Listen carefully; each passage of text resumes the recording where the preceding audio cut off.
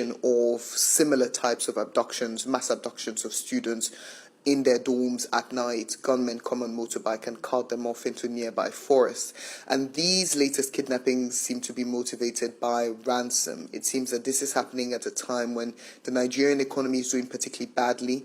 Unemployment has quadrupled in the last 5 years, and you have, particularly in the north of the country, a lot of young people that are unemployed. And it seems that these criminals have realized that kidnapping people for ransom, particularly children, will get them money, and they seem to be doing it with increasing frequency. And what options do the authorities have to try and bring this under control? There's a big debate happening with leaders in northern Nigeria at the moment as to how to tackle this. They have deployed security forces into the area, but it doesn't seem to be stemming the number of attacks that we're seeing. Some governors are negotiating with the criminals, promising them economic opportunities or even, goods, motorbikes, houses, cars, in exchange for them stopping their criminal activities. And then in the state of Kaduna, where these last 2 incidents have happened, the government's decided not to really engage with the criminals at all. They don't want to give them any incentives. Regardless of the approach that's taken, one thing's for sure is that these kidnappings are not stopping. They keep on happening. And many parents, speaking to the media today, have been saying that they've had enough. They're frustrated that they can't send their kids to school to have an education without this type of thing happening.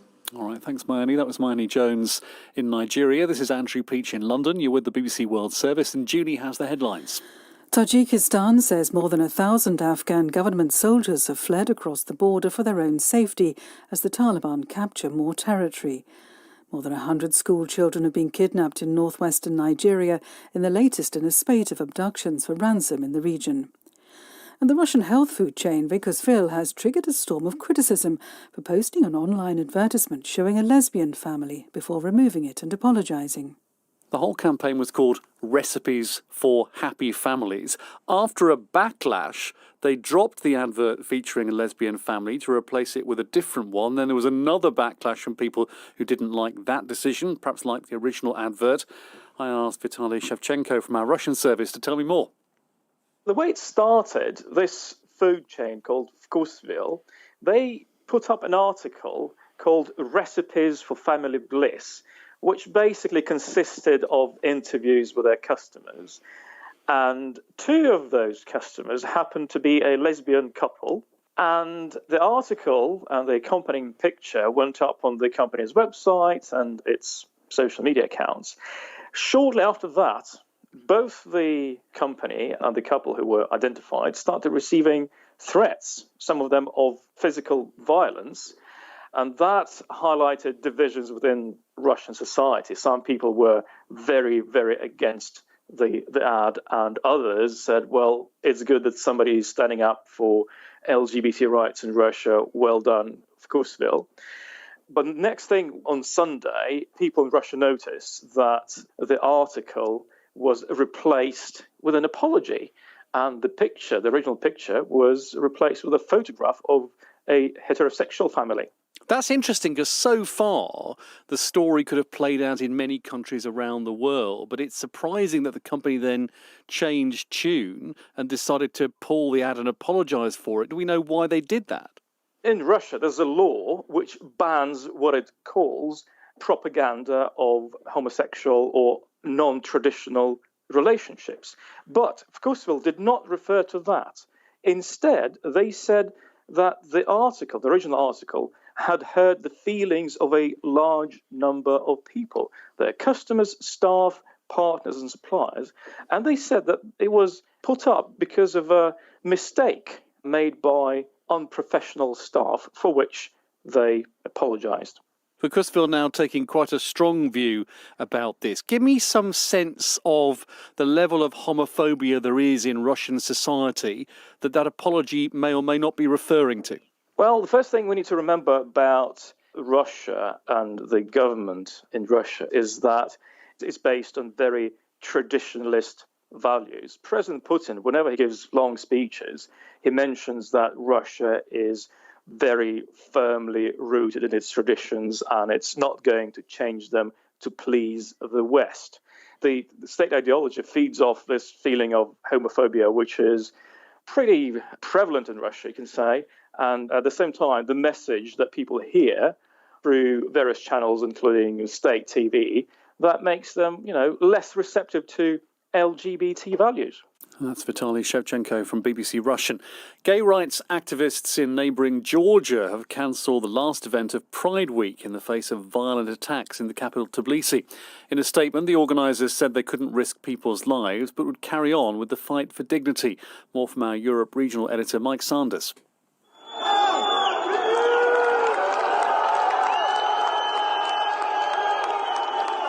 Tbilisi Pride's March for Dignity was over before it began. Mobs of flag-waving nationalists ransacked the group's offices, tearing down rainbow symbols. Several journalists were badly beaten and had their gear smashed.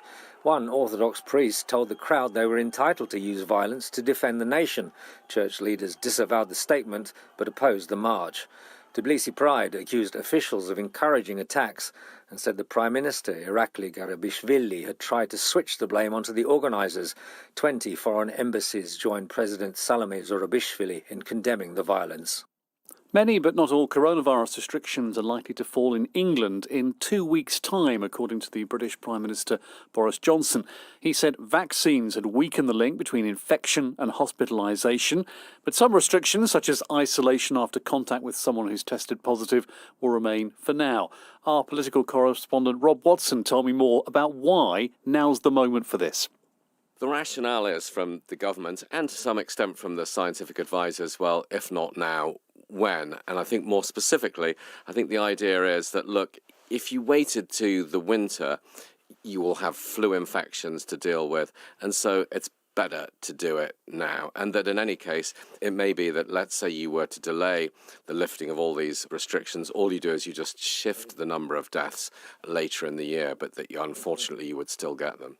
Now, there's certainly a sense in the British media that this is very popular, that people want this, but there has been opinion polling today and also opposition politicians saying it's the last thing we should be doing, it's reckless. Yes, certainly there's been some online polling which suggests, and one is always a little bit cautious about online polling, that people, for example, would be perfectly happy to continue with some of these restrictions, such as wearing masks and keeping a distance of a metre or so apart. And who knows, maybe people will do that. Maybe people have got so used to it they will.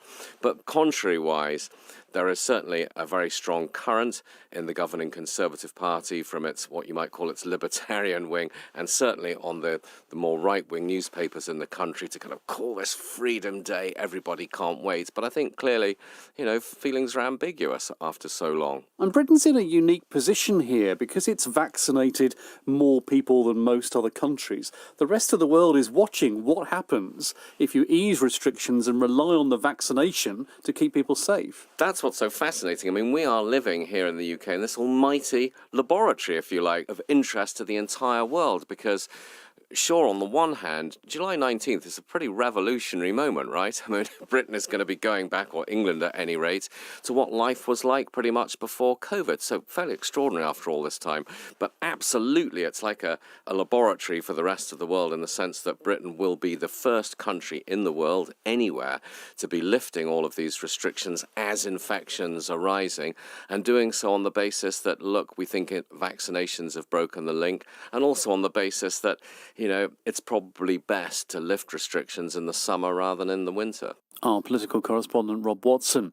The French champagne industry says it's scandalised by a law signed by President Putin obliging it to label bottles exported to Russia with the words sparkling wine. Under the new law, only Russian vineyards can call their bubbly champansko, which is the Russian word for champagne. One big French producer stopped exporting over the weekend but has now resumed deliveries. Here's our Paris correspondent, Hugh Schofield. The French spend a lot of diplomatic energy defending their food and wine trademarks, their appellation, and with good reason. There's a lot of money at stake, and if any old producer of fizzy wine can call their product champagne, then where would that leave the thousands of vineyards that produce champagne in Champagne? And yet now, here are the Russians who, with a gall to offend all Gauls, do not just claim the word Champanskoye as an exclusive Russian preserve, implying, in other words, that they're the makers of real champagne, but what's even more distressing, they demand that Moet, Bollinger and Veuve Clicquot put the words sparkling wine in Cyrillic script on the bottles that they export to Russia. Whatever champagne is to the French, it is not just a sparkling wine. And for the Russians to say that it is a very deliberate snub. Russian so-called champagne, Rossiskoye Champanskoye, or even Sovietskoye Champanskoye, has been produced for decades and remains very popular for big occasions like birthdays or the New Year in Russia. Russia's wealthy have, of course, developed a taste for the real thing, which one can only assume they will continue to indulge even after this change of terminology, raising a good laugh, no doubt, as they raise their glasses to their expensively imported but authentic French fizz. Hugh Schofield in Paris. The majority of Africans across the continent, almost 900 million people, burn wood and charcoal for their home energy needs. Now that leaves behind black scraps and residue, which are often discarded in the street. One inventor in Togo has found a use for this waste, though, which he says protects the environment and helps local people save money. Francois Webeau reports. Here in Togo's capital, Lomé, restaurant owner Amigadze Anastasie is preparing food. Like 70% of Africans, she's cooking on an open fire. Fufu and sauces are bubbling away before she opens for the day. But Madame Anastasie is cooking on a stove that can run on coal scraps and residue. A local invention that's a game changer for sustainability and cost. I started using Foyeco 5 years ago. Before, we used charcoal and had to fan the flames by hand. It was really slow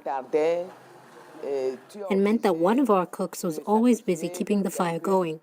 Now, the Foyeco is different and saves us a lot of money.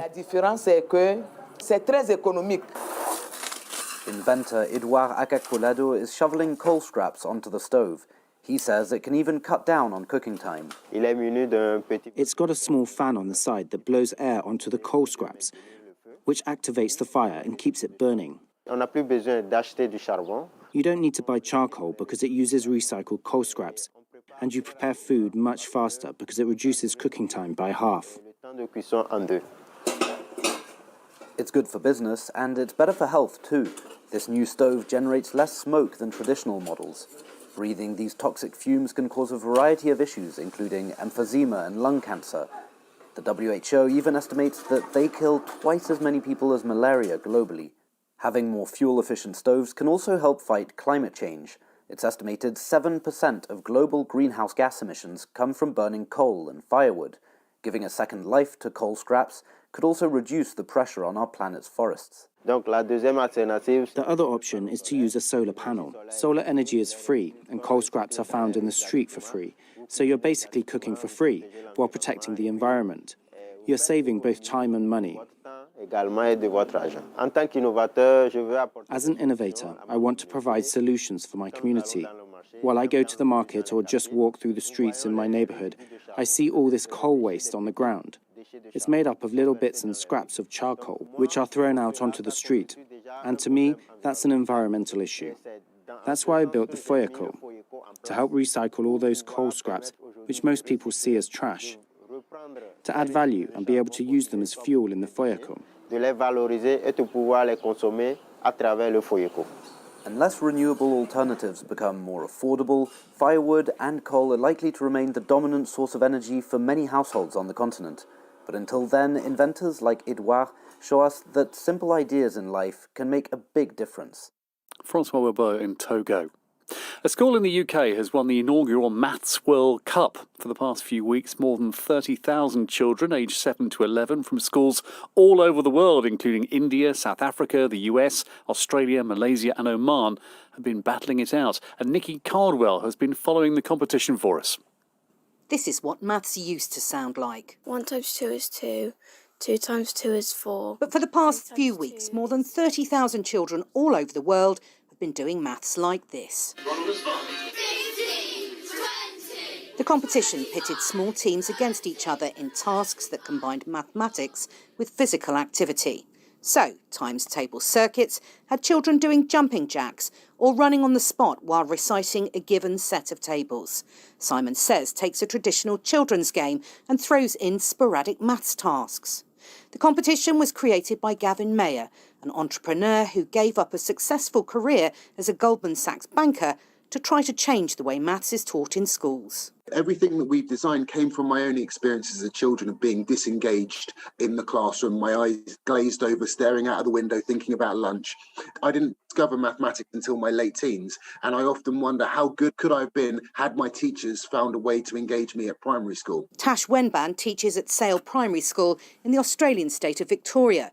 She says the chance to see how they measured up against children from other countries really fired up her class. The fact that it was international and we got on the video Zoom and they were so excited to see kids from other countries. As soon as I pressed play on the video, they all were completely engaged.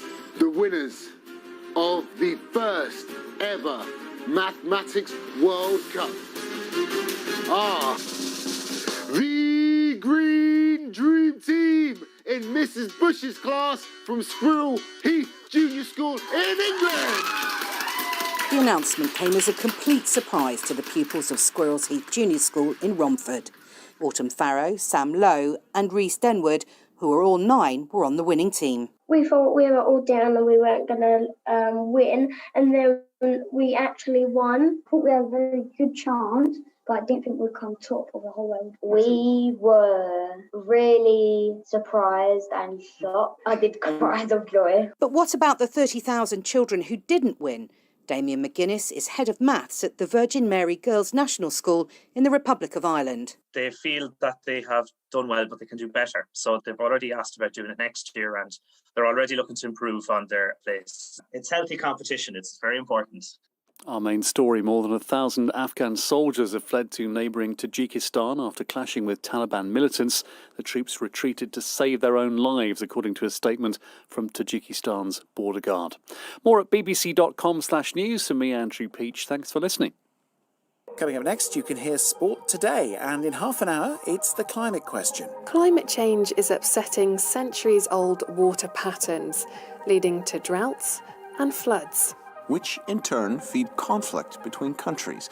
Can we water down the threat of water wars? And then it's Discovery. Here's Adam Hart. I've been exploring our complex and challenging relationship with Earth's greatest predators through the people who have spent their lives studying and at times narrowly escaping them. It's the turn of the tiger, how we're saving them and how we can learn to live with them.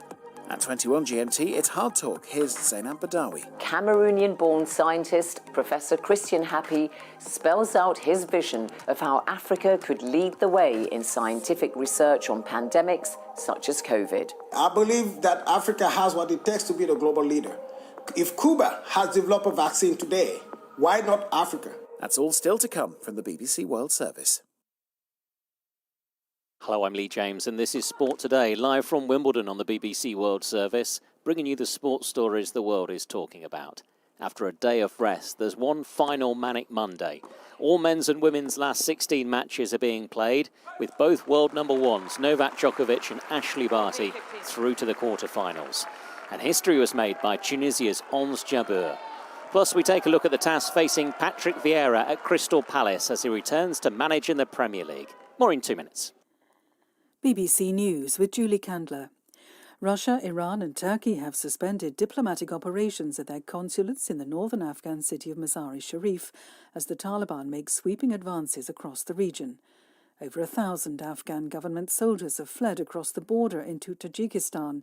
There's growing concern that the Afghan military will collapse once US and international troops complete their withdrawal. The British Prime Minister Boris Johnson has confirmed that he intends to lift all coronavirus restrictions 2 weeks from now, with a final decision next week. Mr Johnson said there was growing evidence that vaccines had broken the link between getting COVID and dying, but his scientific advisers said infections were rising significantly. The oil cartel OPEC and its partners have abandoned talks on a new output deal, following a rare public split between Saudi Arabia and the United Arab Emirates. Current production limits will remain in place. Analysts said this could lead to a sharp increase in oil prices, potentially dampening the fragile global economic recovery. Israel's new government is facing a test in parliament as it seeks to extend a ban on the granting of citizenship to Palestinians who marry Israeli Arabs. The Prime Minister, Naftali Bennett, favours the ban on security grounds, but left-wing and Arab members of his coalition say the law is discriminatory. The Mexican President Andrés Manuel López Obrador has said that his government has managed to contain the growth in the number of homicides, but he said the number remained high because of battles between drug cartels. The campaign group Reporters Without Borders has put the leader of a European Union member state on its blacklist for the first time. Hungary's Prime Minister Viktor Orbán joined 36 other leaders in the group's Predators of Press Freedom Gallery after his party secured control of 80% of the media. BBC News. Terrific rally on match point. Nadal is through. Big backhand down the line. That is Federer. That has made me shiver, that shot. Djokovic, the comeback kid, is Wimbledon champion. It is all over. Kerber is the Wimbledon champion for the very first time. Live from Wimbledon, this is Sport Today with Lee James. Both world number ones are looking for a place in the Wimbledon quarterfinals. And it's been routine for Novak Djokovic. He's made light work of Cristian Garin on his centre court debut. The Serb has match point for what would be a straightforward victory. Garin gets a racket on the ball, but he could do nothing about it. And Djokovic, as comfortable as you like, is through 6-2, 6-4, 6-2. Djokovic into his 50th Grand Slam quarter-final. And an hour and a half on the match clock, and Ash Barty, the top seed and world number one, has a match point here for a place in the quarter-final. First serve is good. Clean ace from Barty. Barty does it. Yes, it is Wimbledon, and we are live now on centre court, where the capacity has increased to 75%. There are some 11,000 currently watching the 8-time champion Roger Federer face the Italian Lorenzo Sonigo. And after a rain shower, we're under the roof and lights. And the delay actually cost the Italian because Federer had broken in the 7th game. He couldn't serve out the set, and we entered a 10th game at 5-all. It proved pivotal. After the 7th deuce, it was Federer's advantage. The rain forced the players off, and some 20 minutes later, a double fault from the Italian handed Federer the break. He saved 2 break points himself to take the first set 7-5, and he now leads 5-3 with the break in the second set. The winner will face either the Russian second seed Daniil Medvedev or Poland's 14th seed Hubert Hurkacz. Medvedev was leading by 2-1 when the rain suspended play on court 2. They may have to come back tomorrow to finish. Well, over on court 1, the roof is closed at the start of the 5th and the final set between the German 4th seed, the US Open finalist Alexander Zverev, and Canada's Felix Auger-Aliassime. How's the deciding set progressing, Chris Dennis?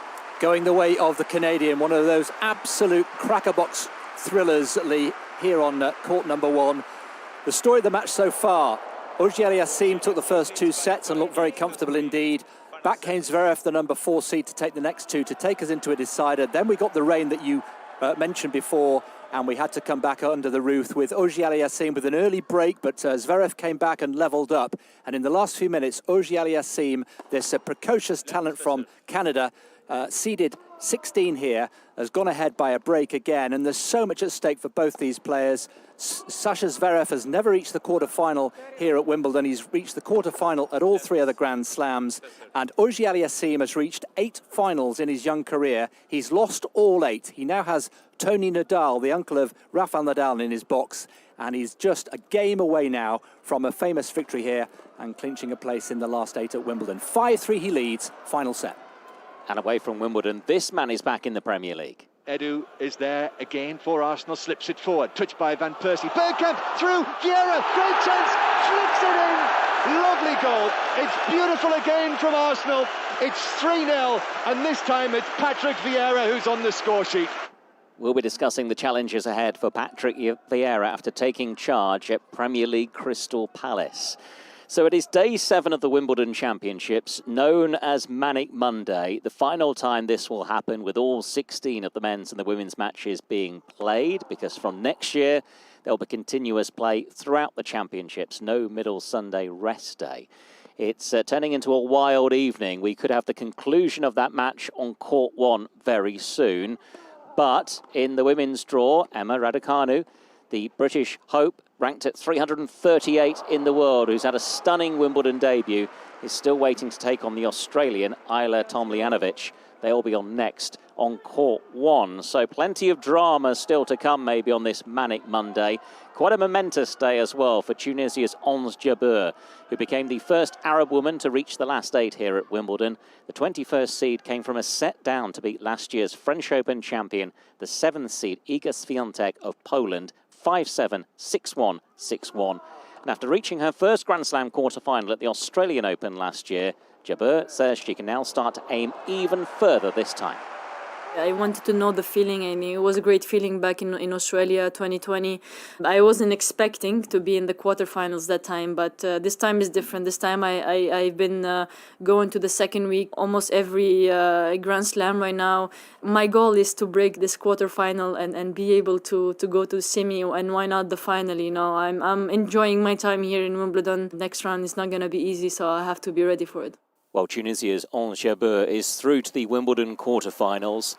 And prior to Jabeur, her fellow Tunisian Salima Sfar had been the only Arab woman to break into the world's top 100 and the first to win a Grand Slam main draw match. And I'm delighted to say that Salima joins us now.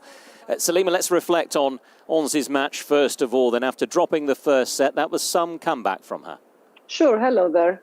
Yeah, she did the same thing actually against Garbine Muguruza, and that's something new that, I think that's the main point for Ons. She improved a lot on all these mental aspects and experience, and tactically I think she's extremely smart on court, and she knows exactly how to play the girls.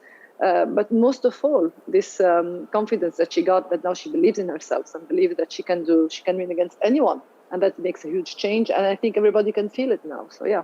And what do you think we'll see in their next match then? It's Aryna Sabalenka of Belarus, the 2nd seed. She came through today in 3 sets against Alina Rybakina of Kazakhstan. How do you think Ons will get on then against the 2nd seed in the quarterfinals? Every single player will know before going to play against her, Sabalenka included, that the match is going to be tough because they have no idea what to expect. Most of tennis players, they hit hard from the back.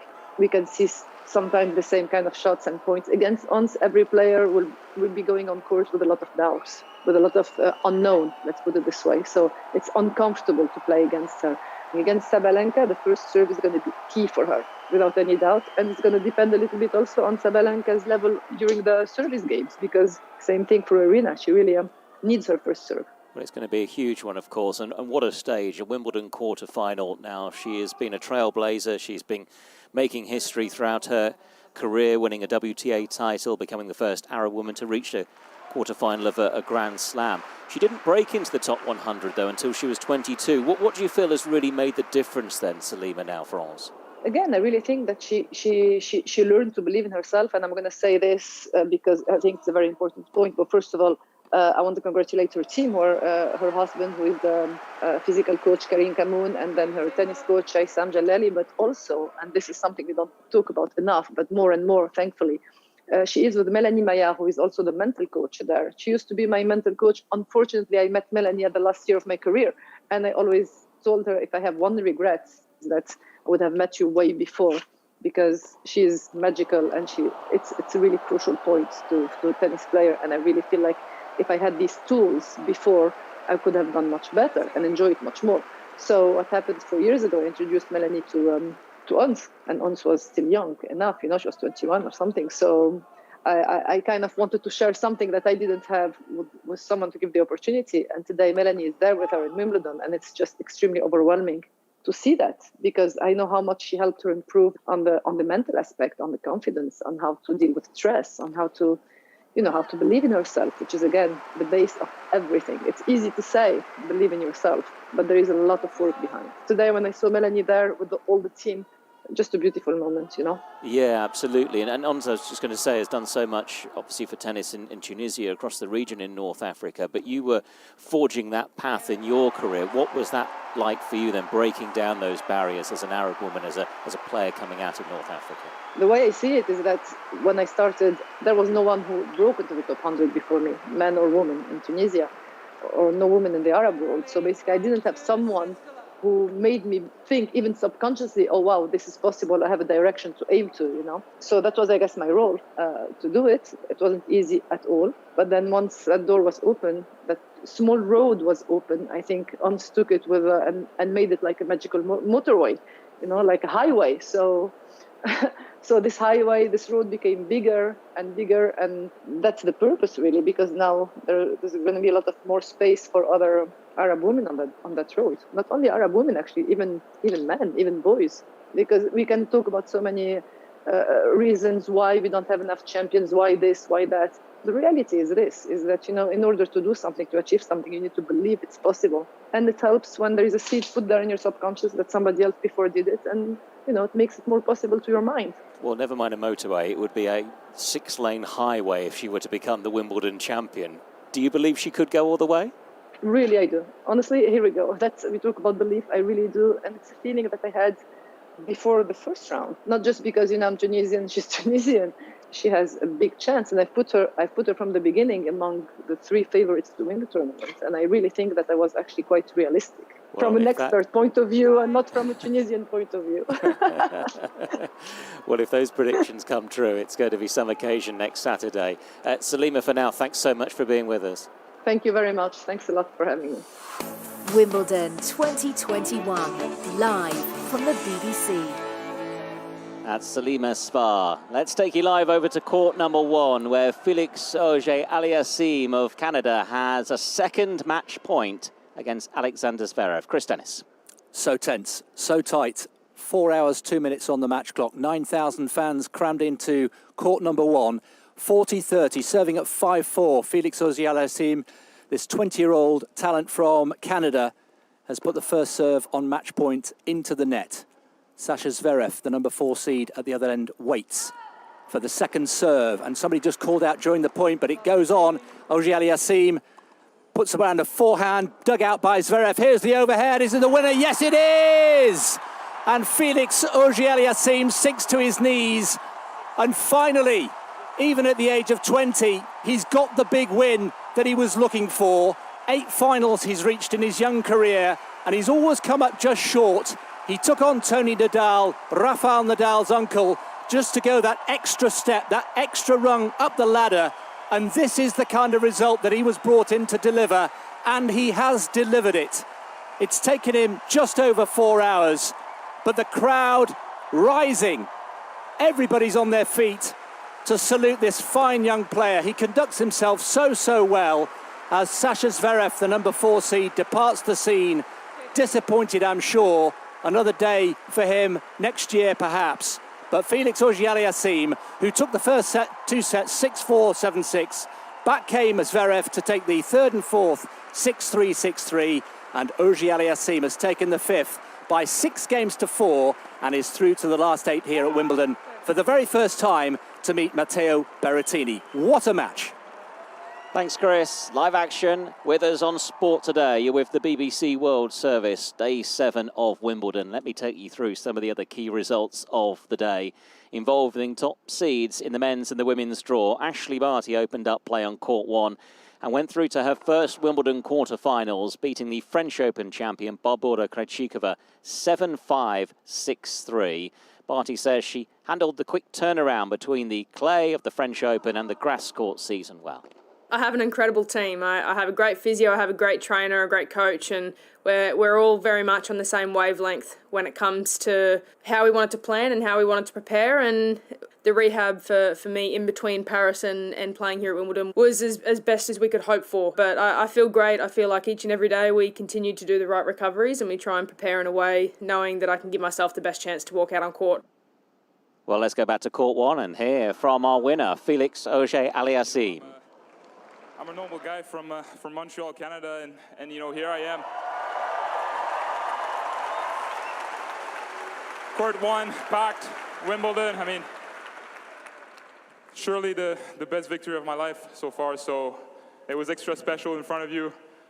You know, with the closed roof, the sound was crazy, like nothing I've ever experienced before, so thank you so much for living this moment with me.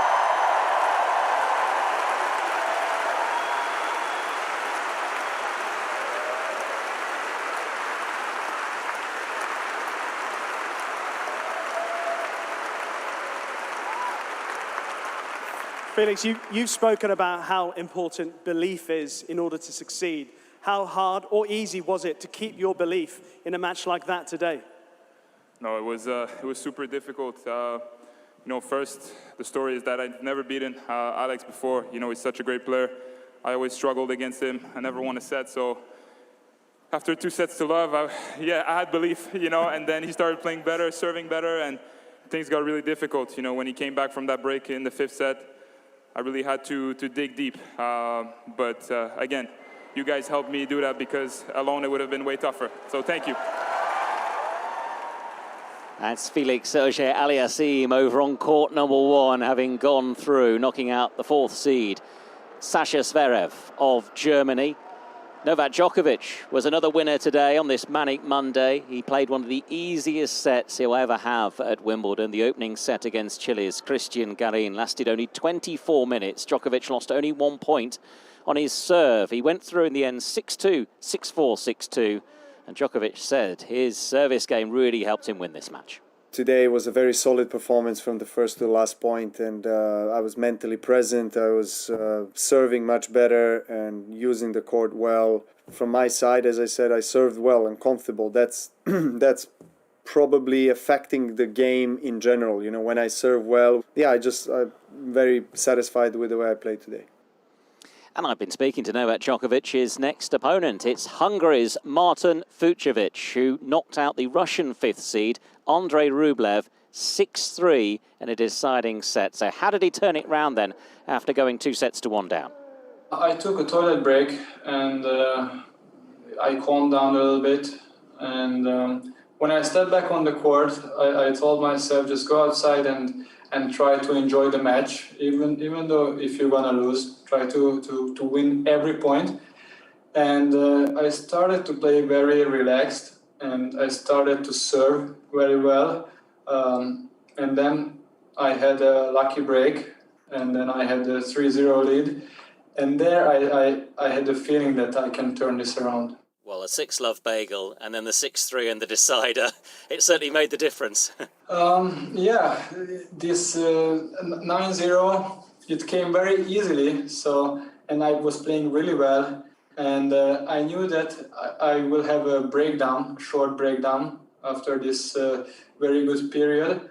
But I think Andrei wasn't really there physically in the 5th set. And I really wanted to win this match. Well, you certainly did, and you've reached the 4th round at the Australian Open and the French Open.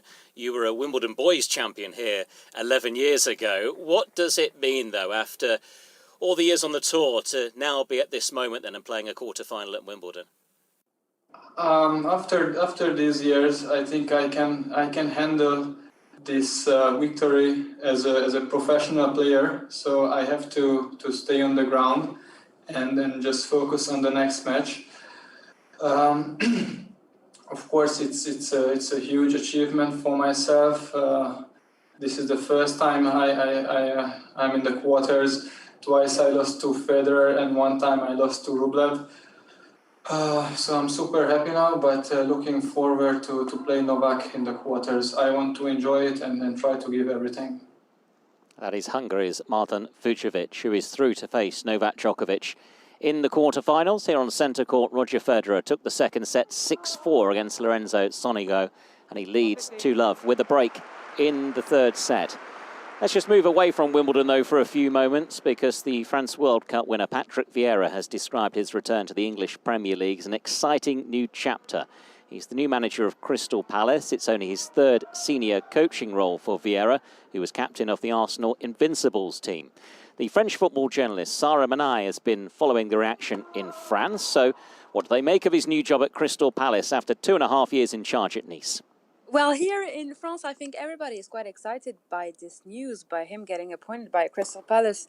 The problem is that in Nice at the time, it was kind of a disappointment because expectations were relatively high in this club because it was a big media stunt when he arrived in Nice. And the British owner of the club, Jim Ratcliffe, invested a lot of money in Nice. And so he had a real project, and the project was not to be, of course, knocked out in the group stages, for example, in the Europa League. So it was kind of disappointing when he came to Nice. But now learning that he's going to Crystal Palace, as you said, in the Premier League that he knows well, he has some experience in English football. So it could be key, and it could be very interesting to see him take the job. He'll oversee a drastic squad rebuild, perhaps an overhaul in a playing style. What kind of football do you think we can expect his Palace team to play? Well, at the time in Nice, some of the criticism included, of course, poor results, but also a lack of creativity, issues with recruitment, and kind of failure to find his best team and stick with it. At the time, the team and the players were not really improving, and there was a lack of inspiration in Patrick Vieira's tactics. It's going to be quite difficult because fans actually expected him to continue with the attacking football of Claude Puel, of Lucien Favre that were in Nice before him, and he kind of didn't actually. So the fans were obviously unhappy, and there were reports that he had lost also the dressing room. So we'll see in the Premier League how we'll do and how he will impose his style of play. We'll see. It's going to be hard, as you said, because a lot of players has left Crystal Palace, and it's going to be hard for him because Roy Hodgson, it's going to be hard to make the fans forget about him. But we'll see. We don't really know what actually is his style of play. We don't know. It was very different from New York than in Nice. It was very, very different. Attacking football in New York, in the US, and kind of defending and poor defending in Nice. So we'll see how we will do in the Premier League. Sarah, thanks for joining us. That's the French football journalist Sarah Manai on the task facing Patrick Vieira. Also with us on Sport Today is our football reporter, Maz Faruqi. Maz, we're just over a month away now from the start of the new season here in England. So inevitably now clubs are going to be a lot busier, aren't they, in the transfer window? Yeah, Leeds United have confirmed the signing of defender Junior Firpo from Barcelona today. Even away still with the England squad, Brighton's Ben White is reportedly the subject of 3 offers now from Arsenal. Chelsea and Everton apparently are interested too in the centre-back. But in the women's game, Manchester City have confirmed a big deal today. Vicky Losada, Barcelona's treble-winning captain, a European Champions League winner last season, has joined for 2 years. It's another indicator, I think, Lee, of just how much the sport is growing in England now. Losada previously played at Arsenal 5 years ago. She says returning to the WSL is special because she believes it's now the biggest league in the world in the women's game. The Euros and the World Cups are big tournaments that always make an impact in society, and especially in England when they end third.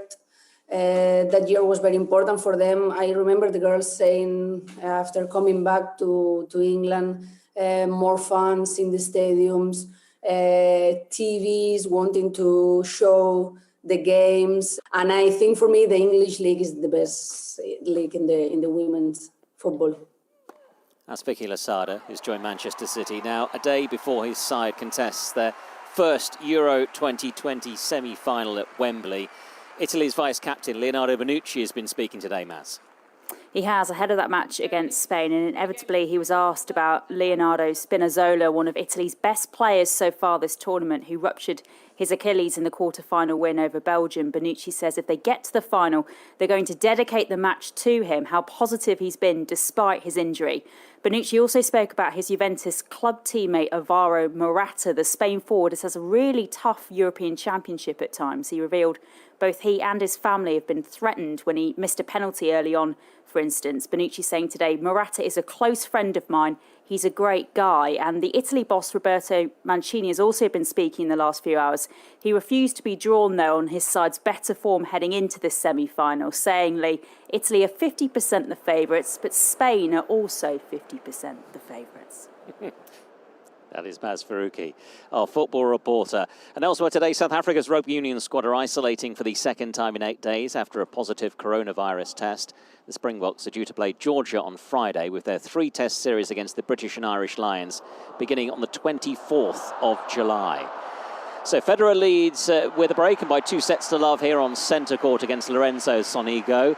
Emma Raducanu of Great Britain and her Australian opponent, Ayla Tomljanovic, are out on court 1 ready for their match. Let's look at the women's draw now, Chris Dennis. The 2018 champion, Angelique Kerber of Germany, is going to take some beating after her performance today against the American teenager Coco Gauff. She went through 6-4, 6-4.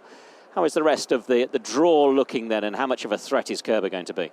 I think Kerber could be quietly a threat, actually. She's had a pretty lean last couple of years, Lee, but she is a champion here. She knows what it takes to win the Wimbledon title.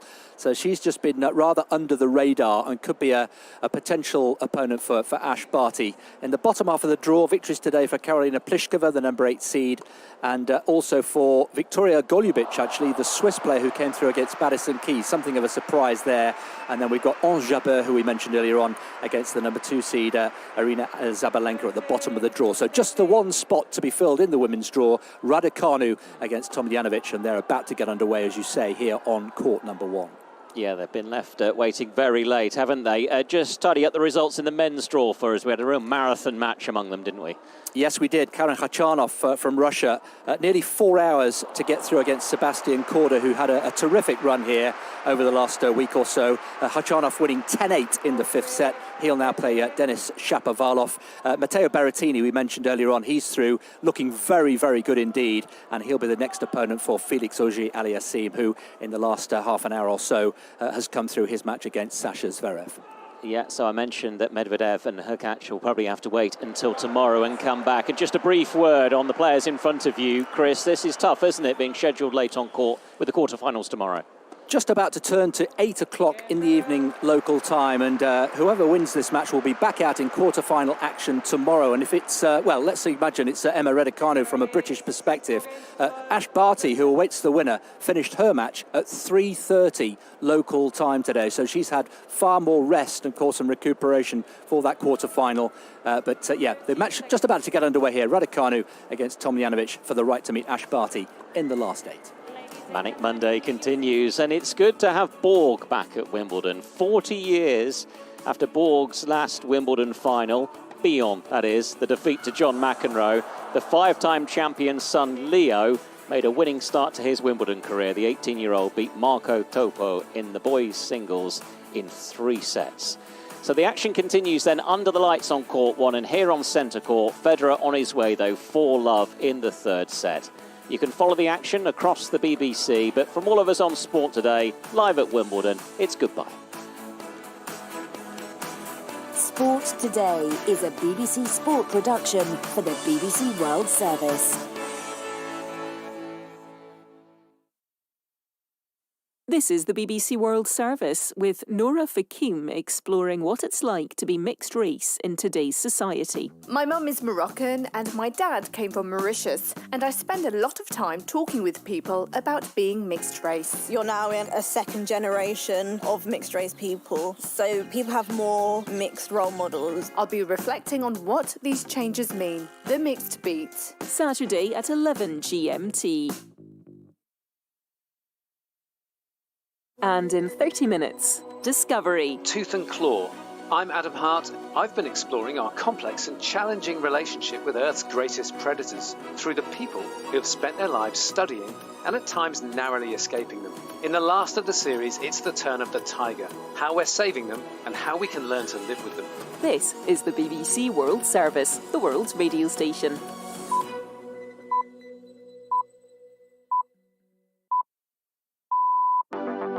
This is the BBC World Service. The surface of our planet is scored with great basins through which water and so much other life flows. Think of the Nile in Africa or the Indus in South Asia. Great rivers begetting great cultures. And potentially great conflicts, because rivers are a precious resource that ignore boundaries. You need countries to come together and really cooperate to make the best possible use of the water resources. But that is not happening. Climate change is upsetting centuries-old water patterns, leading to droughts and floods. Tensions are so high over water and other issues between the countries that a treaty negotiation is simply not possible, at least not at the moment. So can we water down the threat of water wars?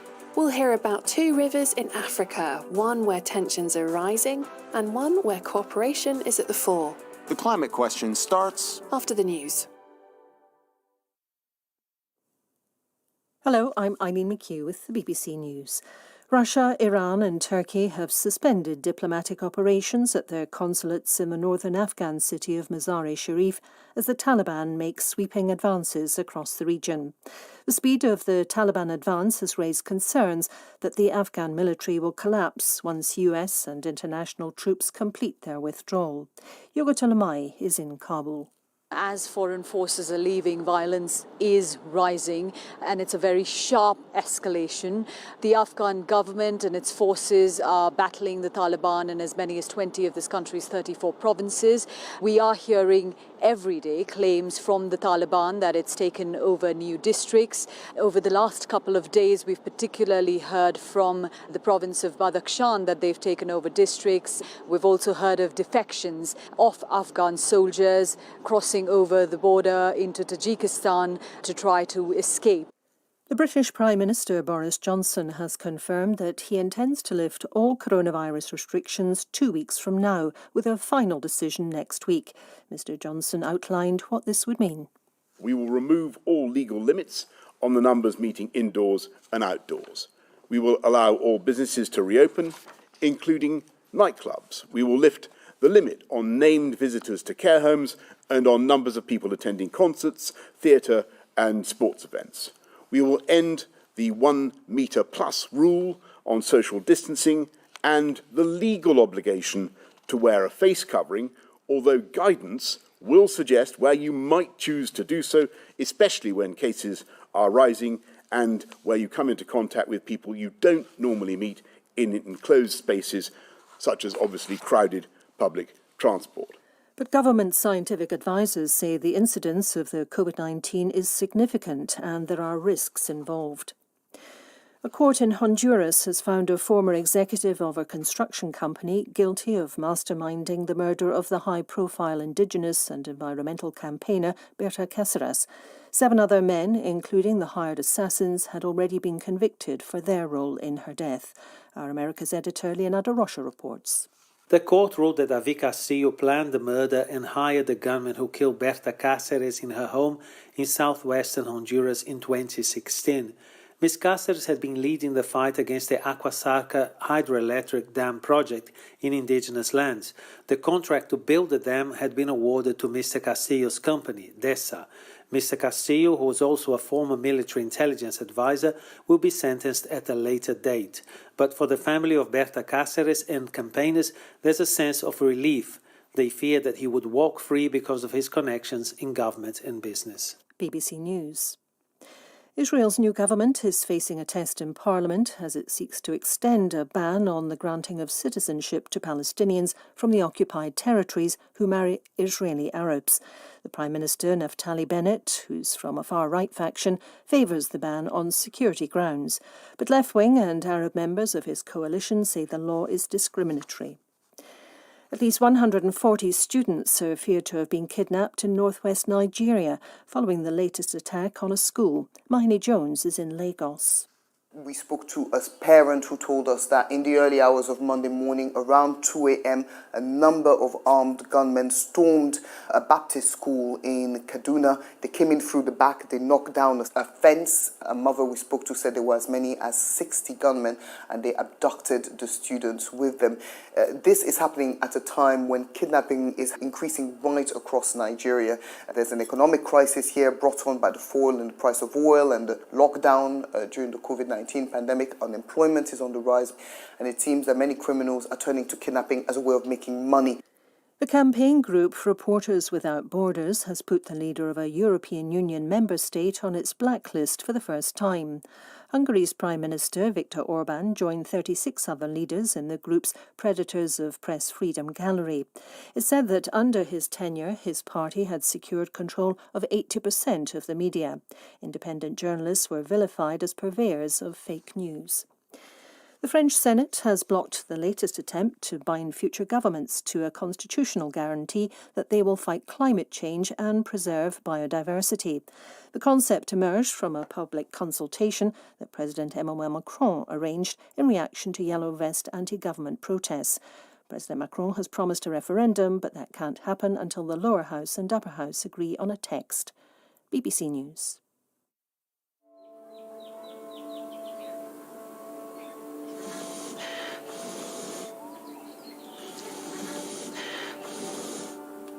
Jafari blows to get a fire going in the village of Akako in Ethiopia. That's in the Horn of Africa, right up there on the top right of the map. Tens of millions of Ethiopians do the same thing every day, and Jafari, for one, is fed up with it. She says she has to go to the forest to collect firewood for cooking. It's very tiresome, she says. She gets covered in ash, her skin, her clothes, her lungs. The government wants to help Jafari by building Africa's biggest hydroelectric dam. It would mean that she and 70 million other Ethiopians without electricity could forgo the fires and cook on electric stoves. And that sounds great in Ethiopia, but downstream, in Sudan and Egypt, farmers worry what the dam will mean for them. We do not have enough water, especially in summer. During the day, water pumps barely work because the water levels are so low. I do not know what's going to happen if we get even less water. There is no Egypt without water. We either have water or there is no future for us. Decreasing our water share will kill us slowly. And just as the government in Ethiopia wants to help its people like Jafari, the governments in Sudan and Egypt want to help their farmers. And so the tension between three countries is brewing. Yeah, late last month, Sudan took this to the UN Security Council, whose role is to mediate between countries and maintain peace. Climate change could make conflicts like this one much more common because it's going to make places that are already drought-prone drier and drier. The World Health Organization says half the world will live in water-stressed areas by 2025. Oh, that's in 3.5 years. I know. That's why we're asking, can we water down the threat of water wars? From the BBC World Service, I'm Neil Rizal. I'm Greg Jackson, and this is The Climate Question.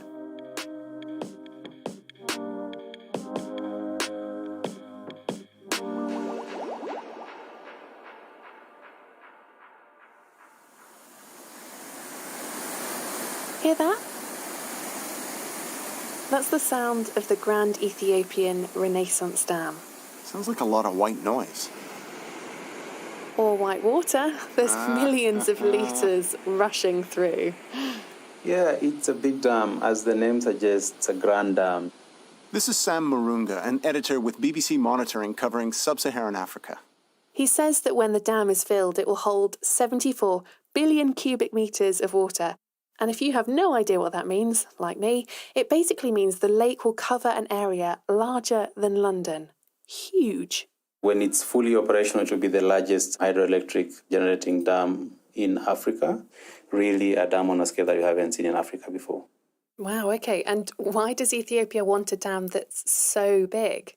Two things. So the big concern with Ethiopia is power. It's a country of almost 100 million people, and it suffers from acute power blackouts. And the thinking around the dam is that when it's complete, it should be able to generate about 6,000 megawatts of power, which is more than enough to supply most of the needs of Ethiopians in urban centers and also probably export to neighboring countries.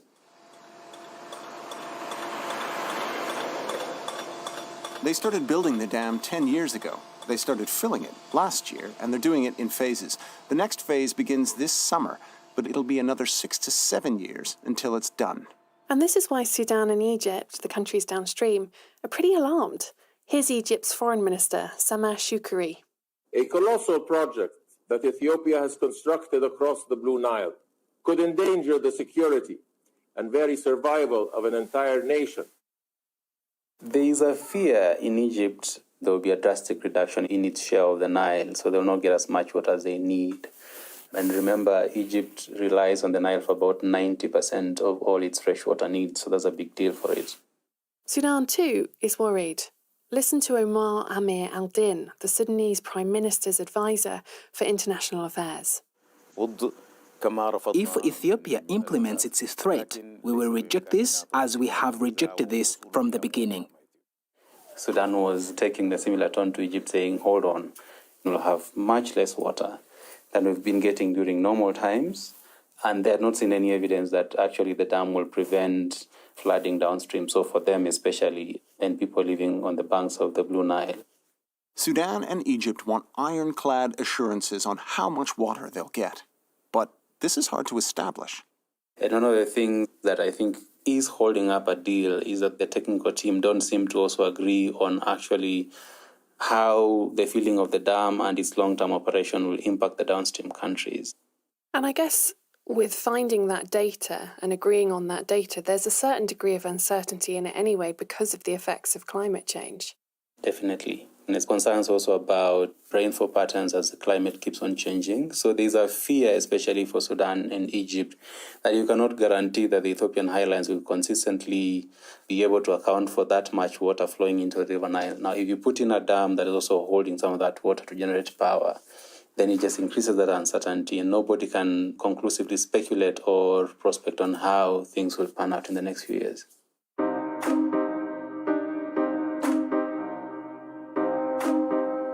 You might think with something as important as this, the lifeblood of a nation, as Egypt puts it, that there would have been a treaty or agreement in place already. Well, actually, there are a couple from the middle of the last century. This is when Egypt was under British colonial rule, and basically Britain made Egypt in charge of the Nile. Sam explains. How those ones work was none of the countries upstream will do anything with the Nile waters that will affect or threaten its access or use of the River Nile. And so was Ethiopia a part of that agreement? Surprisingly not, it wasn't, because when those agreements were being made, Ethiopia is the only African country that was never colonized. So they were not tied to those treaties, but the treaties were made by the British with Egypt. So that's where the contention is. Right, okay, so presumably Ethiopia is saying, actually, we didn't sign this treaty, so we can't be held to this treaty. Yes, that's one of the things they're arguing. Then the second argument for Ethiopia is they argue that the Ethiopian highlands are responsible for about 85% of all the water that constitutes the River Nile, yet the majority of Ethiopians are poor and they cannot utilize this water resource to improve their livelihoods, either through irrigation or generation of hydroelectric power. I'm still taking in the idea that the treaties were signed over control of the Nile and Ethiopia wasn't involved. Yeah, it's bonkers, isn't it? But it wasn't just Ethiopia that wasn't involved. None of the other 9 countries that the Nile Basin sit in were included. Right. So there's the background, the past and the present. The future, thanks to climate change, which is disrupting rainfall patterns, makes this even more complicated. This is just one dispute in one region. This is playing out again and again and again, all over the world. To give us a sense of where, Ashok Swain's with us. He's a professor of peace and conflict research at Uppsala University in Sweden. Ashok, welcome to The Climate Question. Give us a sense of how common arguments are over water. In recent years, we have seen these threats, in the Nile Basin that has been going on for ages. In the Indus Basin, we have seen these threats all the time. Also in the Euphrates-Tigris Basin, this has been very common. So I think it's very common now to discuss or talk about the war over the water. But no country haven't really waged a war to acquire the water yet. Also with us, Susanna Schmeer. Susanna, your title is quite a mouthful. Can you help us with it? What is it? Yes, I'm an associate professor at IHE Delft on water law and diplomacy in the Netherlands. Okay, and just start us off. What is climate change doing to the kinds of conflicts that Ashok has been telling us about? I would always like to classify climate change as a threat multiplier. So we do see tensions, disagreements, competition, or full-fledged conflict, even without climate change. So there might be scarcity, there might be competition over water already because populations have growing, the demand by the economy has been growing. But then climate change comes on top of that. And that could then be sort of the fuel that's being added to the flames of conflicts that are going on already. We've heard how climate change is going to make water scarcity worse and therefore possibly conflicts. Say I am a president or a prime minister of a particular country and I'm in an argument with my neighbours about water. Are there international laws that I have to obey when it comes to water? Yes, we actually have quite a developed international regime for water law at both the global level and the specific basin level, which spell out the more general rules of how countries are supposed to use their water resources in order to ensure that they do so in a reasonable manner, as these conventions say. And then these global norms and principles have been translated in many, many basins into basin-specific treaties. However, we also quite often see that either countries are not complying with these treaties, or they are actually in disagreement over how to interpret a certain norm or a certain principle in the treaty, and that itself can trigger disputes. Well, so Ashok, what happens in the instance where there isn't a treaty or there's non-compliance with the treaty? Are there any sanctions or anything? There is no sanction per se. Of course, you can approach the International Court of Justice. There have been cases where the countries have gone when the treaties have been violated. UN Convention is there, but unfortunately, many countries haven't really, the major countries or the really powerful countries, they haven't signed that convention or they have not ratified this convention. And that's why when these kind of conflicts taking place, like what we see now in the Nile Basin, these countries haven't really signed those conventions. So they don't really come under influence or impact of that. Those who are the real powerful countries and who really controls the major basins, like China or Turkey, they have been, from the beginning, they have even voted against this UN convention.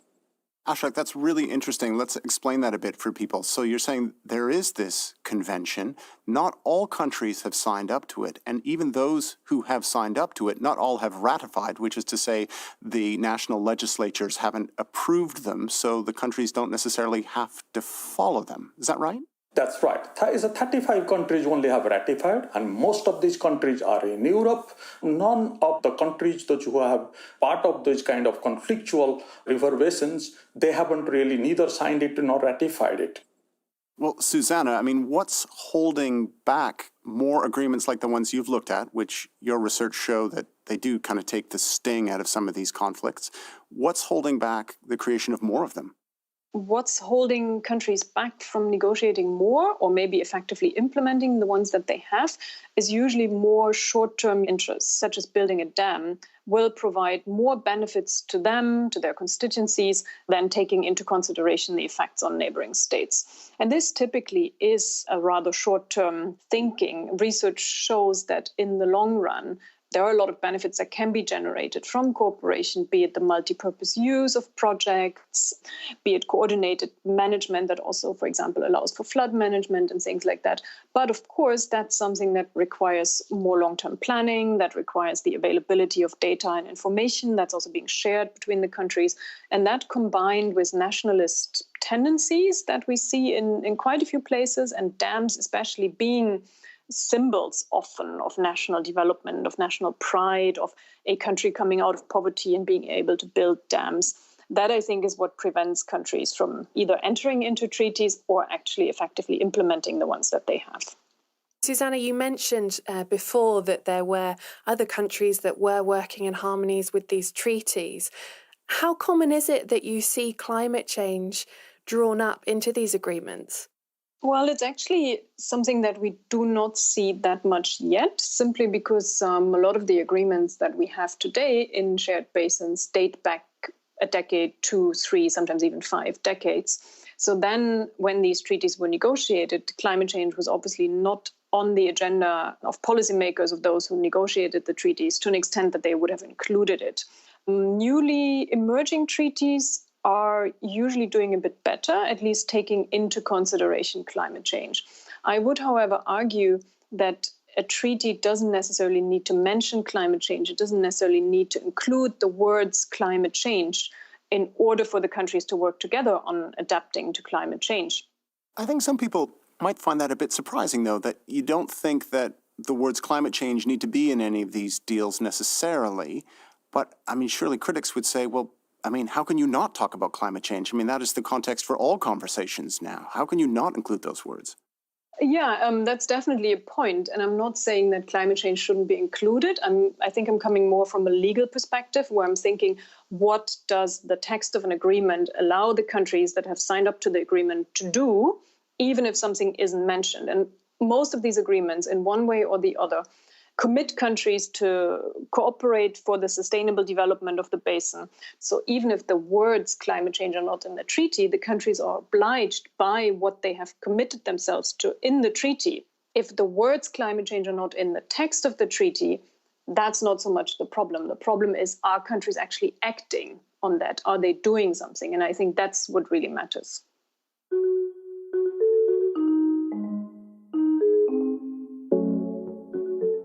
So, as long as countries are committed to the agreement to not harming downstream neighbours, then the problems around climate change, like drought, can be discussed as and when they arise. The key thing is to keep the dialogue open. This isn't always easy, though, as we've seen with the case with the big dam in Ethiopia. Talks have been going on for over a decade, and they're still arguing. Sam Murunga from BBC Monitoring has been watching the tensions ebb and flow. Yes, Sudan requested the United Nations Security Council to intervene in this dispute. On the face of it, it seems like a serious escalation to the dispute, but at the same time, I would say it's not new because it comes on the back of Egypt making a similar plea to the UN Security Council.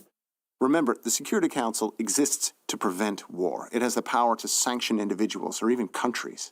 So the UN Security Council has come back and said the African Union should still take the lead on this, and they haven't heard back from the African Union appealing like a deal cannot be struck. So as long as the African Union is still driving the negotiations, they're happy to wait and be advised by the continental body. But at the same time, you get a feeling that this latest appeal to the UN Security Council is a reaction to Ethiopia insisting that come what may, next month it will go ahead and proceed with the second filling of the dam. Okay. Do you ever get the sense that there is a threat to peace in this disagreement about the dam? In the immediate, no. But longer term, depending on how climate change continues to affect the African continent, especially countries that are heavily reliant on the River Nile, then it could become a threat to peace. But at the same time, it plays into other geopolitical issues that have been going on between Ethiopia and Sudan on one side, and also Sudan and Egypt on the other.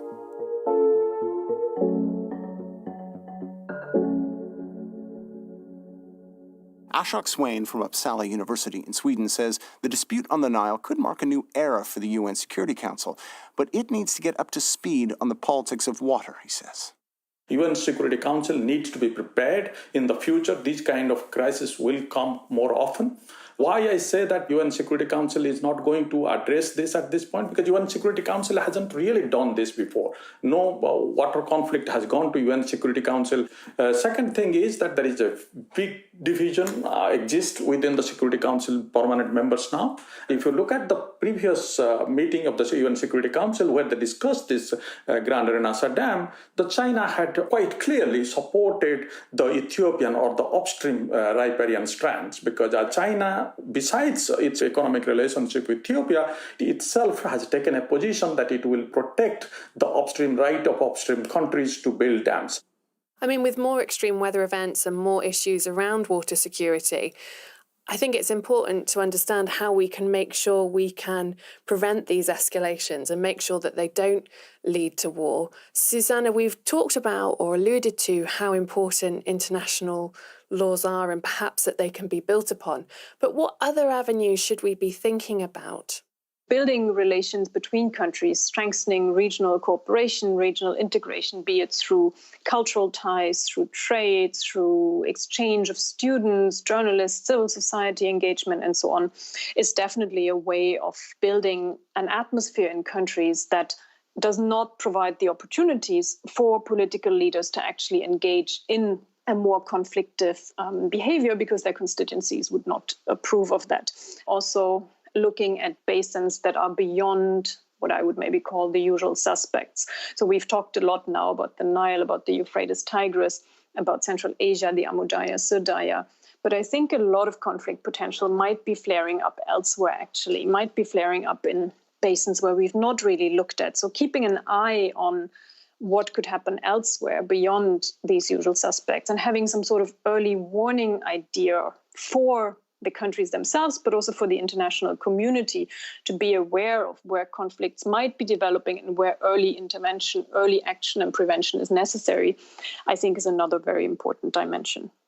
And if conflicts are likely to become more common in the future with climate change making existing stresses more difficult, presumably that also might mean that agreements are going to be broken more often too. Ashok, how can these agreements be better policed in future?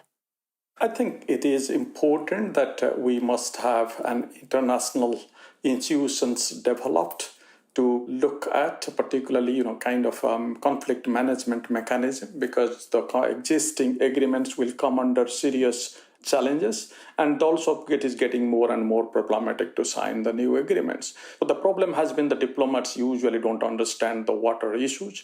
They usually try to keep it outside. But the bigger countries or powerful countries, they are now really getting the water diplomats. But poorer countries, the developing countries, which are having serious problem of getting these people, those who can really contribute to the water negotiations well.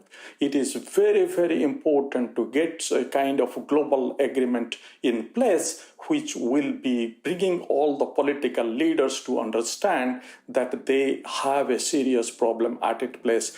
If they don't really use the shared water resources in the given climate change crisis, there is a serious problem waiting for them.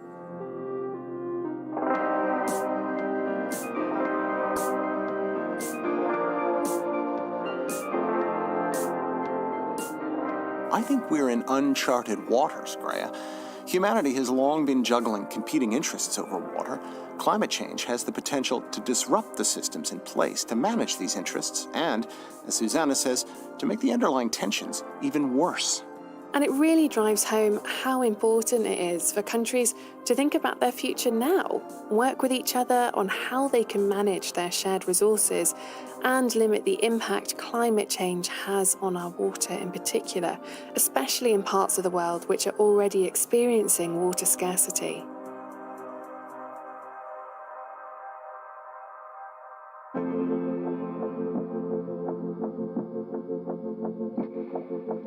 That's all we have time for. Thank you to all our guests, Susanna Schmeier, Ashok Swain, and Sam Marunga. One final thing before we sign off. If you have a moment, please go and check out our podcast and subscribe, follow, like, comment, leave a review. It helps others like you find us more easily. Thank you. The producer was Darren Graham, with help from series producers Roz Jones and Richard Fenton-Smith. The editor was Emma Rippon, and the mix was by Tom Brignall.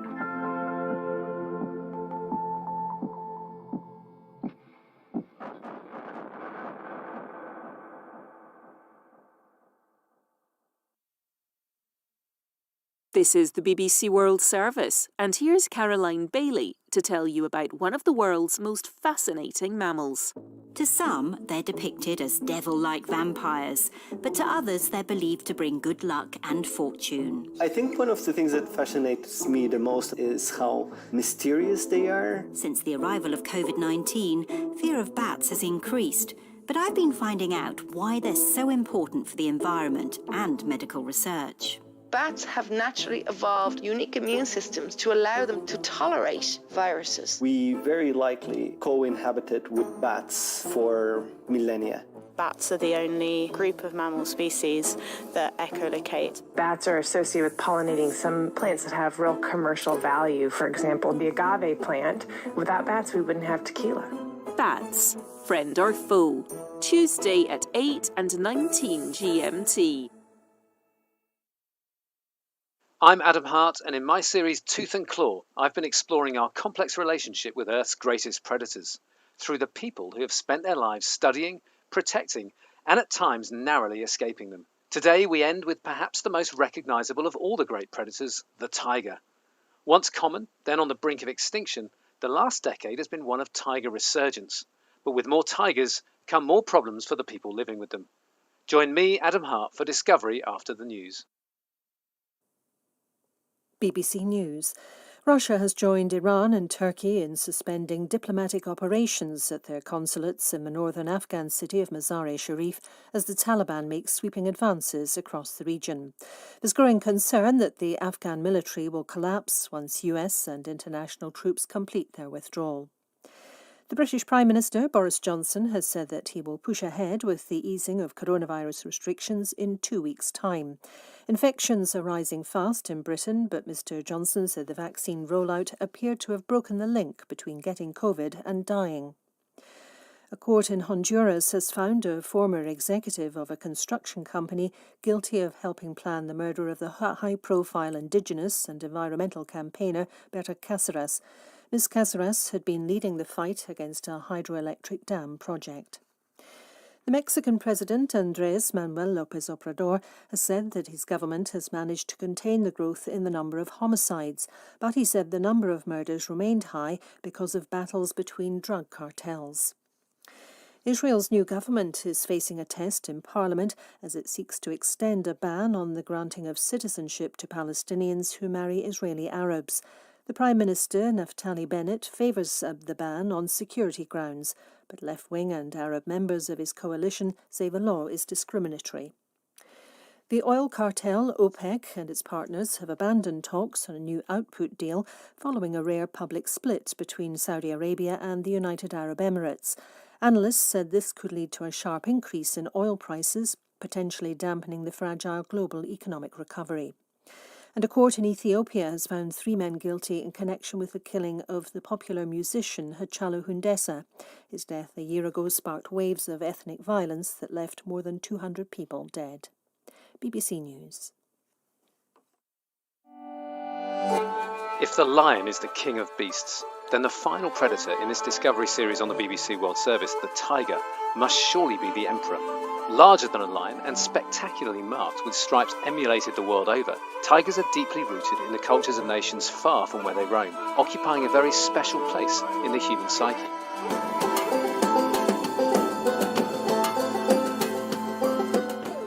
They are also the icon of endangered species worldwide, on the brink of extinction, or at least that's the usual headline. But tigers are actually doing rather better these days than you might realise, at least in some parts of their range. As home to around 70% of wild tigers, and with that population having nearly doubled in the last 12 years, India is leading the tiger conservation charge. But with increasing tigers comes problems, and very difficult questions about what's best for them, and for the people that have to live with them. To find out more, I'm joined by 2 tiger experts, Rajiv Mathew from Hyderabad in India and Sam Heller from Wisconsin in the USA, working in Nepal. Sam, I'll come to you first. How does someone from Wisconsin end up studying tigers in Nepal?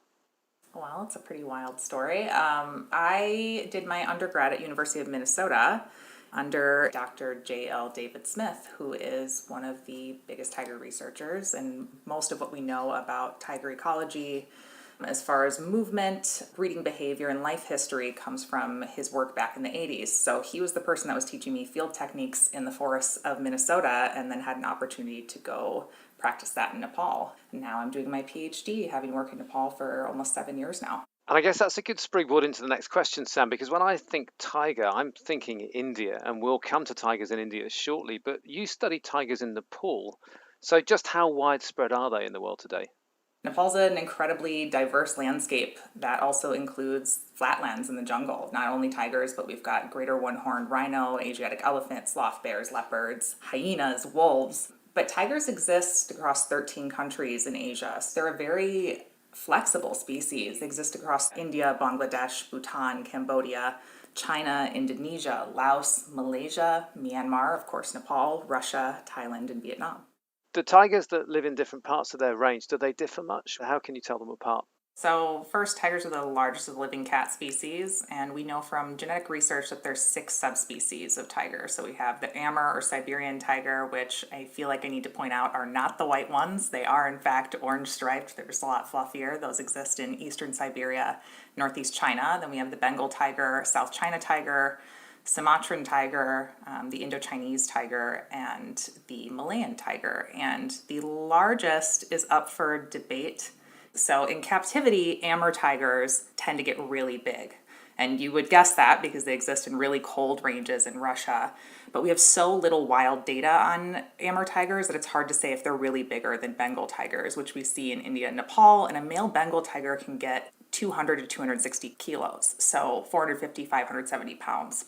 And that's quite substantially bigger than a lion, actually, isn't it? Even a big African lion. It's a big cat, which is why I think people love them so much. The smallest subspecies is the Sumatran tiger, and I say small, but again, we're still talking about a big cat with claws that weighs about 220, 300 pounds. And the stripe patterns do vary. So Sumatran tiger, their stripes are a little closer together, and they're actually a darker orange color. And they have this beautiful big beard or ruff. And so in the hotter climates, these tiger subspecies, we see smaller body size overall. Now, Rajiv, you're based in Hyderabad in India, so right in the middle of tiger home range. So can you tell us a little bit about your story and your personal history with tigers? I started off as a young boy in love with wildlife, coming from a family where hunting was an almost everyday affair, or at least it was talked about very freely. My father was never very keen on shooting tigers because he said that there's no point in shooting something that you won't eat. So my interest in tigers and leopards grew because they're majestic creatures, and whenever I used to go into the jungles, I always was lucky to see these tigers. So it became a fascination for me. I used to pester my father especially to take me to an area where there were tigers. He would always oblige, and tigers were found pretty close to where I live in Hyderabad. So we used to go to those areas, and my father would, while doing his work, I would be rambling around in the jungles, and tigers were always way up on the list of things to see. When did you get to see your first tiger? The first time I saw a tiger was when I was 14 years of age and alone. When on foot, when you see a tiger, it's something thrilling. Just everything stood still, time stood still. And I used to always go after tigers, trying to find out what they were doing. But they never actually turned around to charge at me.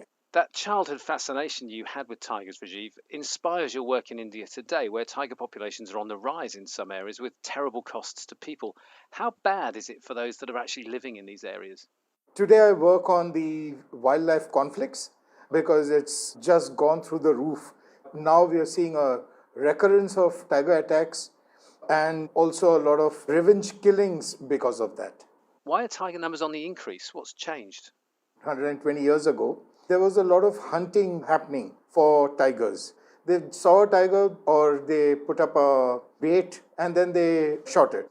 So tiger numbers were just going up by 10%.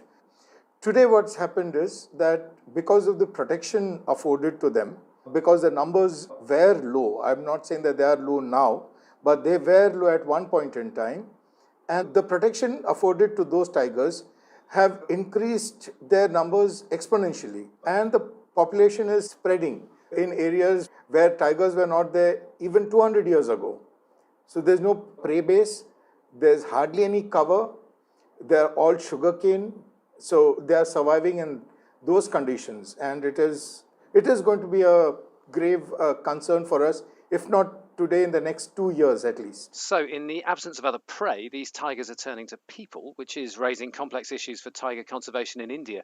We'll come back to this issue in a moment, Rajiv, but first, can I come to you, Sam, to tiger populations in general? That image I have is of one loafing around the forest, spending quite a lot of time resting, largely living alone, and then very occasionally, I guess, being an absolutely extraordinarily formidable predator.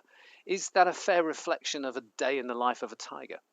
That is. They are a solitary species and they are an ambush predator. So they're not going to be chasing down prey for long distances, maybe 150 meters, but they are expertly adapted to walk on their toes, particularly have a lot of fancy footwork before they actually pounce on prey. And that's where they're expending all that energy. And that fancy footwork, is that to do with stalking up very, very close to you before you're aware of them?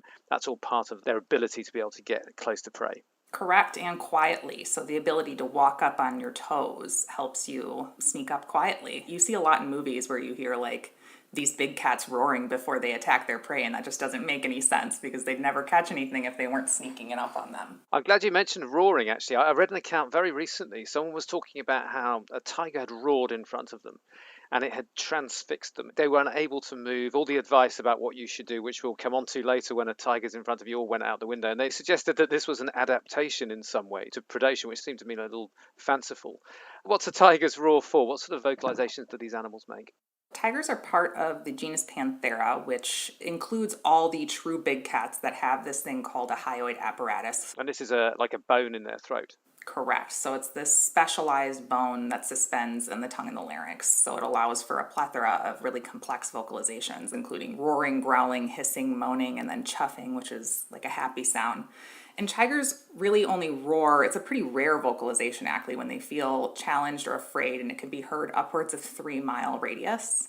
And scientists have found that this roar can have a paralyzing effect on prey, and I have witnessed tiger roars and shaking in my boots. And the mechanism behind this is actually infrasound, so that low frequency below audibility that tigers produce have been found to rattle and paralyze and sometimes even scare prey to death. You can't actually hear it with your human ear what's happening, but you can sure feel it. Wow. So actually the idea that tigers can use that roar as part of their whole predation strategy, that's not fanciful at all. Absolutely. I'm not going to ask you to do an impression of a tiger's roar because it's early in the morning for you. Please don't. We don't overwork the throat. But this chuffing noise is interesting. What does a tiger chuffing sound like? Are you really going to make me do that? Yeah, I think so. Yeah, let's have a go. Oh, I don't know if I could do that. I really don't. What sort of quality does it have, though? I think we can all imagine a sort of purring noise, a roaring noise, but other types of cat's noises are perhaps a little... It's more like a pushing of an air out, like between the cheeks. So something between like a purr and a grunt is how I would describe a chuff. Well, what's the sensory world of a tiger like? You talked a lot about their sounds, and obviously they're going to have good eyesight. They're a visual predator, but what about their sense of smell and so on? I mean, sense of smell has to be pretty good, but they're also using a different sort of sense. They're using that Jacobson's organ to sense chemical signatures in the air that we can't smell. We do have a Jacobson organ as humans, but ours is completely underdeveloped because we don't really need to use it to survive as a species. So when you see, and many other species have this too, including dogs, you'll see them open their mouth and kind of flick their lips, and they're trying to pick up chemical signatures in the air. And so they'll use that a lot more often to be able to smell other tigers or other animals in the area. Now, tigers are solitary, so they have their own ranges, but for tiger numbers to grow, of course, males and females also need to come together to mate. How do they ensure that happens? How does that work?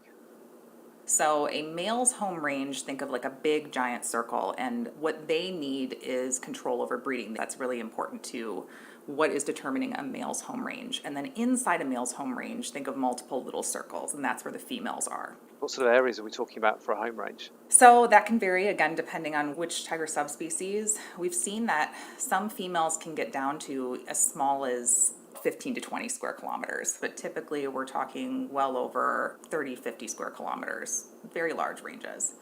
And that's just the females. The males are much bigger than that. Right. Think of a male enclosing 3 female home ranges because they're trying to get those breeding rights. So females, it's about resources to raise young. For males, again, it's about having access to females. And reproduction is dependent on getting territory. And there seems to be this threshold with females about available prey. So more prey does not always equal more tigers because, again, the key to reproduction is getting territory. So females are only going to tolerate a territory that's so small before it doesn't matter how much prey you have. So they're like, I can't raise all these kids in a studio apartment. So that lower limit seems to be about 15 to 20 square kilometers. How many cubs do they have typically? 3 to 5. Gestation is 100 days. So pretty quick per litter. Rajiv, what Sam said about females holding territories and then a male having much larger territories that encompass several different females, is that what you also find in India? Yes. Another thing that I've seen about this territory, there is a shift in behavior in tigers. I was in Tipeshwar in 2018, and at the Tipeshwar lake, there was this tigress with her 3 cubs, 6 or 8 months old. And a little while later, another tigress with 2 cubs came in. And the driver with me told me that the two tigresses are sisters. Both the tigresses met at the water. There was no animosity amongst them. And the cubs, the 5 of them, were playing together. That two tigresses should share the same territory and be together was amazing. It looked like I was watching a Pride of Lions with stripes. Wow, that must have been extraordinary to see. I guess the fact that they're so solitary and shy makes it all the more difficult to catch those rare moments when they do interact. I certainly know far more people who have gone to look for tigers than have actually found them. Sam, how do we go about finding out some of these things that tigers actually get up to? There's a lot of different ways to monitor tigers. I would say in the 80s, radio collaring was a lot more prevalent, and now it takes a lot of permissions to put a radio collar on a tiger for security reasons and health and safety reasons. So typically a lot of monitoring now is done by occupancy surveys, so looking for signs, and also camera trapping. So these are non-invasive methods where you can take pictures and monitor tigers, which is something that I use. And when you say looking for signs, are you talking about things like footprints, or are there other signs that they leave? Yeah, so tigers are very territorial animals. They love leaving signs of where their territory is to let other tigers know this is mine. So scratch marks on trees, they will defecate on the trails, they will leave scent marks by rubbing their cheeks on surfaces, and also urinating and spraying. And what's it like to be on the ground with a tiger? When a tiger's close by, what does that feel like? I think it's very exciting. I mean, I work in a landscape where there's only 235 tigers in the entire country. So to see one is really a gift. I've seen tigers eye to eye like 3 times while I've been in Nepal, and then have missed one by 5 or 10 minutes walking along the same trail. But being in tune with hearing how, the deer are barking different, how the forest seems to go more silent when a tiger is around is really a magical experience, and it does remind you that you are not the biggest and the baddest species that's walking this earth. What about you, Rajiv? I know you've been up close with tigers several times, sometimes quite hair-raising, I understand. One was in 2004 in a place called Pichakunte Chervu at Amrabad Tiger Reserve now. We got information that a buffalo was killed by a tiger, and generally tigers don't like to kill buffaloes because buffaloes retaliate. So around 11 in the morning, a local Chenchu tribal lad and I walked to that area through a very thick jungle of dwarf palm. So the visibility was next to zero. We go there and we find this buffalo lying half-eaten without being covered. So I realized that probably the tiger is somewhere close by. And before we knew it, this thing charged, and she was there in next to no time. She came up to about 20 feet of us, and you could actually feel the vibrations of her charge. And did you think that the game was up for you at that point? Oh yes. We thought that we would both get clobbered. Now the thing is, then she quietened down and she walked away. That was when we had the jitters, because we had to walk about 1 kilometer back to where I had parked my Jeep. I can imagine that was an extremely wary and scary walk. Oh yes, it's the longest walk I've ever walked in my life. And Sam, let's say that I'm lucky or unlucky enough to come face to face with a tiger. What should I do to try and expand those last few seconds into a much longer lifespan? Luckily, I've been able to learn and pick up tips from local people and the technicians and researchers that I work with at National Trust for Nature Conservation in Nepal. And the consensus seems to be that a typical tiger is not going to see you as prey, and they're not going to attack you. They are very shy, elusive creatures. So you should look in the eye, never run. With any predator, you should never run or turn your back, because that's going to activate a prey response. You turn into prey the second you start running. Easier said than done, perhaps, in the field. I would agree with that. And especially if those vocalizations come into play, you never know what adrenaline's going to do. But look in the eyes, stay quiet, and back away slowly. I would say 99% of the time the tiger's just going to move on. And if not, just keep backing away until you're absolutely sure it's out of sight. And if you want to be double sure, get up in a tree. Although, can tigers climb trees? They can, but they're not great climbers. I guess they're quite big, aren't they, for tree climbing? Yes. They've got all that body weight to be able to jump and leap. But again, they're big, heavy animals, so they can't pull themselves up a tree like a leopard can. They can, but again, that would expend a lot of energy, and you probably aren't worth that. Now, tigers are a really big part of many cultures well outside of where tigers live. My children could identify a tiger from the age of about 2.5. They're all over advertising and everything else. How do tigers fit into the culture of Nepal, the area where you study them? The national symbol of Nepal is a tiger, and people are very aware that they are one of the only places on earth that has them. It is also a religious symbol, so the Hindu goddess Durga, which is the protector, she is riding a tiger, and you will see this image pasted across different Hindu households across the country to protect anyone that's in the home and outside, and there are specific pujas and ceremonies. So very well-respected creature, and it's an interesting and fascinating place to work, especially being an American, where if an animal causes a problem, we're likely to just shoot it. If a bear were to kill somebody, it'll likely get shot and euthanized. In Nepal, because they represent a god, 99% of the time, when I ask somebody, if a tiger kills someone, what do you think should happen? Someone will say, move it away, but not to kill it. Thanks, Sam. And is that the same situation in India, Rajiv? Yes, it is the same in India. The Hindu tradition is a very gentle way of life, and it regards all animals as equal to humans. And there are myths and legends about tigers being part of various gods and protectors of them. Even though tigers are held in high esteem and are highly protected, the picture's more complex in India. As we've heard, tiger numbers are rising in some places there, as are the number of people being killed by them. Rajiv, you're working right at the heart of efforts to try to address this. What is your role? My role is actually a very strange role. The government has seen the skills that I have, so they've asked me to help them out in a lot of conflict areas and try to understand the ecology of the tigers, because I have walked with tigers literally. I've seen tigers at very close quarters. I've heard them roar at very close quarters and walked away from them. So I think I have a great role to play in tiger conservation, because I understand the animal better than most people do. And the other aspect of what you do, of course, is talking to families and talking to communities that have lost people to tiger attacks. That must be a very harrowing experience for them and for you. How do bereaved families cope when they've had a member of their family taken by a wild animal? It's very difficult to tell a person that a tiger has eaten someone, and then, as in all cases of death, people expect a full body to be brought home. And here you get someone in a sack. Generally, it's the breadwinner of the house. The husband goes into the field and then comes back in a bag that was used for filling fertilizers in. So it's a very terrible thing for people, and then it becomes very difficult for them to come to terms with. I always feel when I see parts of a human lying there, I feel that it's best that we leave it and say that, sorry, you didn't find the body. But to bring some closure to the tragedy that's happened, you have to bring those horrible, mangled bits of a proud human being earlier. So it's a very, very horrible job to do.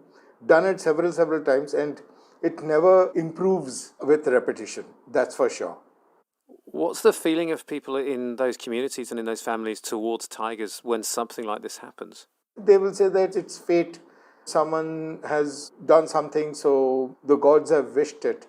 But today that is changing, that old reverence they had to these animals, because the traditional coexistence is being strained. So increasing tiger numbers, although that's obviously a great thing for tigers, that's putting them into conflict. But what can we do to try and solve that? In tiger conservation, my work will continue trying to bring a semblance of coexistence between the people. But I think a time has come when people like me should speak out and say that we need to do something about the number of tigers. We need to manage populations, because if we are to go in the path that we are right now, then it is going to be a disaster for the people and especially for the tigers. When you look at some of the photos of the tigers that are killed, and most of them turned out to be cubs. So people are actually killing the cubs rather than going after the adults? Yes, they are killing the cubs. My reading in this is that the cubs have just become independent of the parent and they are trying to find their own territories. As cubs, they are voracious eaters. So the only thing that they will see in a human dominated landscape are people and cattle. They will kill anything that moves. So that brings them into direct conflict with the people. So you're actually suggesting that within India now, the tiger recovery has been so good that we're in a situation where we may have to start reducing the number of tigers? That's a very tough question to answer. Yes, we have to. There is no other choice for us. But are we willing to do that? I think the answer to that is probably no. I think it's very difficult, in fact, pretty much impossible to see the idea of tiger culling being accepted globally. But equally, of course, tigers are on the increase and we do see more tiger-human conflict. Sam, tigers in Nepal are also doing well. Why have we seen tiger numbers there increasing? Across its range, the countries have gotten together in this initiative called T times 2 to double the global tiger population by the next Chinese Year of the Tiger, which is next year.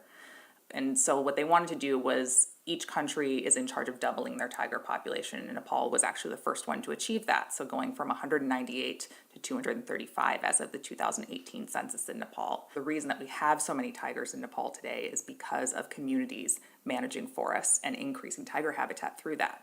How does that work in practice, though? How can communities manage forests for tigers? What do they have to do? Community forestry is actually a government program. The people who live alongside tigers are often as dependent on the forests as tigers themselves are. And so this